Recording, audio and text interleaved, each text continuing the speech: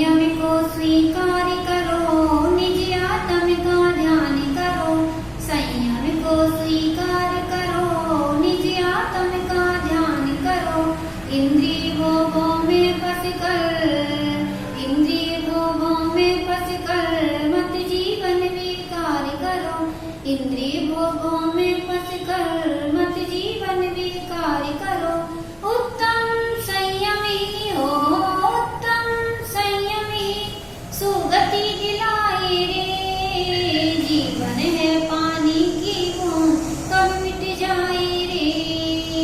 होनी अनहोनी हो, होनी अनहोनी कब क्या घट जाए रे। जीवन है पानी की बूंद, कब मिट जाए रे। बोले 24 तीर्थंकर भगवान की, बोले परम पूज्य आचार्य गुरु प्रज्ञा महर्षि देवनंदी जी महाराज की अहिंसा इष्ट धर्म की, उत्तम संयम धर्म की।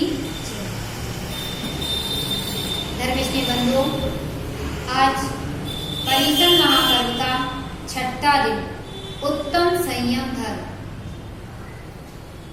आज किसी ने हमसे पूछा, जब हमने सत्य को धारण कर लिया, जब हमने सत्य धर्म को अपना लिया, तो हमको संयम की क्या आवश्यकता है।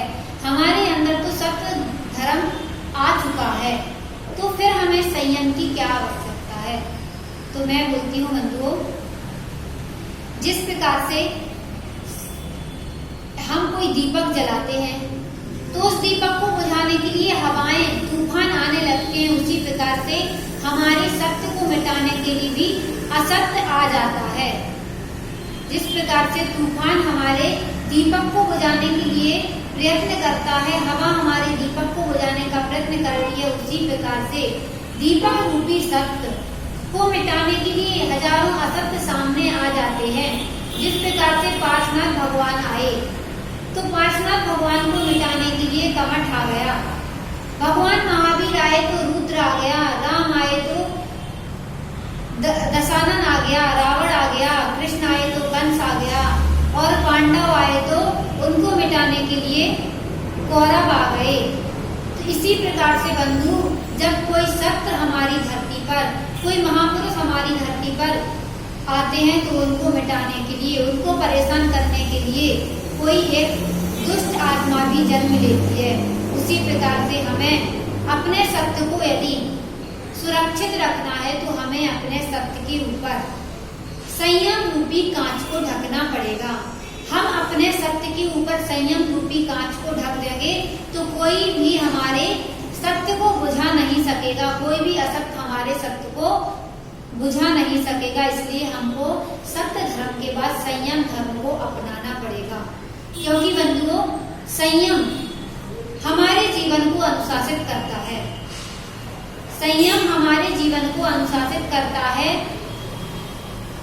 क्योंकि यदि हम नियम ले लेते हैं, मैंने नियम ले लिया कि मैं व्हाइट साड़ी, मैं 2 साड़ियों से ज्यादा नहीं पहनूंगी, तो मेरे सभी विकल्प शांत हो गए। फिर मुझे कोई संकल्प विकल्प नहीं रहा कि अभी मैं कौन सी साड़ी पहनूं, कौन सी ड्रेस पहनूं, क्या पहनूं, क्या नहीं पहनूं। ये सब विकल्प हमारे दूर हो गए। बंधुओं, जब संकल्प ले लेते हैं, तो हमारे सभी प्रकार के विकल्प हमसे दूर चले जाते हैं, क्योंकि हम कोल्हू की बैल की तरह हैं। जिस प्रकार से कोल्हू का बैल 24 घंटे चक्कर लगाता रहता है, चक्कर लगाता रहता है, उसकी आंखों पर पट्टी बांध दी जाती है, और जब शाम होती है और उसकी आंखों से पट्टी खोलते हैं, तो वह देखता है मैंने जहाँ से अपनी यात्रा शुरू की थी, मैं वहीं का वहीं हूँ। बंधु, वही हालत आपकी है, वही हालत आपकी है। आप जो थे वो वही हैं। 10 दिन पर्यूषण होगा और वही जूही चौपाटी, वही पानी पूरी, वही भेलपुरी, वही समोसा, वही चाट आपको याद आने लगेगी। बंधु, याद आएगी, आप खाओगे भी, लेकिन मैं आपसे इतनी रिक्वेस्ट करती हूँ कि आप जाएंगे और पानी पूरी खाने को ठेले पर जाएंगे, तो धोखे से भी उसको ये मत बोल देना, भैया जल्दी जल्दी दे दो, पेट भर के खा लूं, 10 दिनों से खाने को नहीं मिली।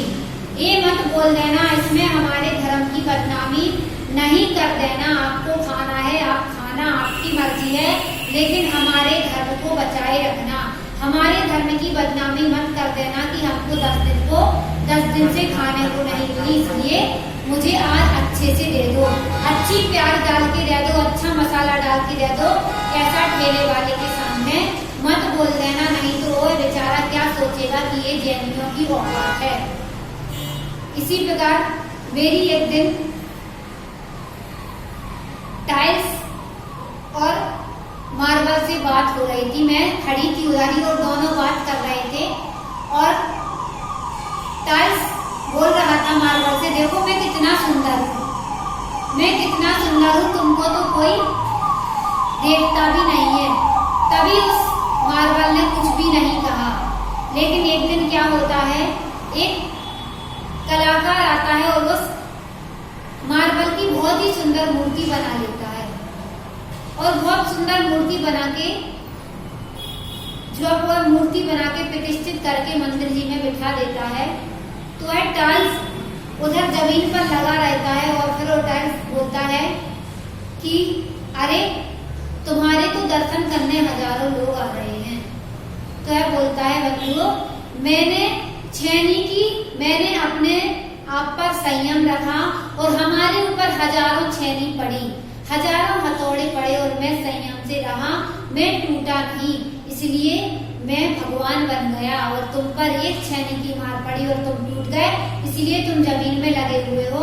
बंधु, यही होता है संयम का महत्व। हमें भी संयम से रहना है, क्योंकि ये इंद्रिय हमको अपने अनुसार चलाती हैं।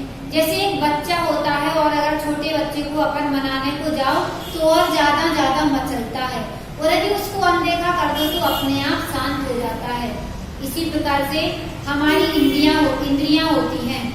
हम इन इंद्रियों को जितना महत्व देंगी उतना वो इंद्रियां फूलेंगी। इसलिए हम अपनी इंद्रियों को महत्व ना दें, क्योंकि एक इंद्रियों के वशीभूत होकर आज जीव नरक गति के यात्री बने हुए हैं और हम तो 5 इंद्रियों के भोग कर रहे हैं। हम तो 5 इंद्रियों को भोग रहे हैं, तो हमारी क्या दशा होगी, हमारी क्या हालत होगी, ये आप समझ सकते हैं। लेकिन आजकल की युवा पीढ़ी संयम को महत्व नहीं देती, धर्म को महत्व नहीं देती। उनका तो बस एक ही कहना है कि धर्म क्या होता है, धर्म से क्या होता है, भगवान क्या होते हैं, वो तो केवल साइंस को मानते हैं। तो मैं उनको बोलना चाहूंगी कि आज आपको धर्म समझ में नहीं आएगा, आज आपको पता नहीं चलेगा कि धर्म क्या चीज है। जिस दिन आपको कोई कांटा चुभेगा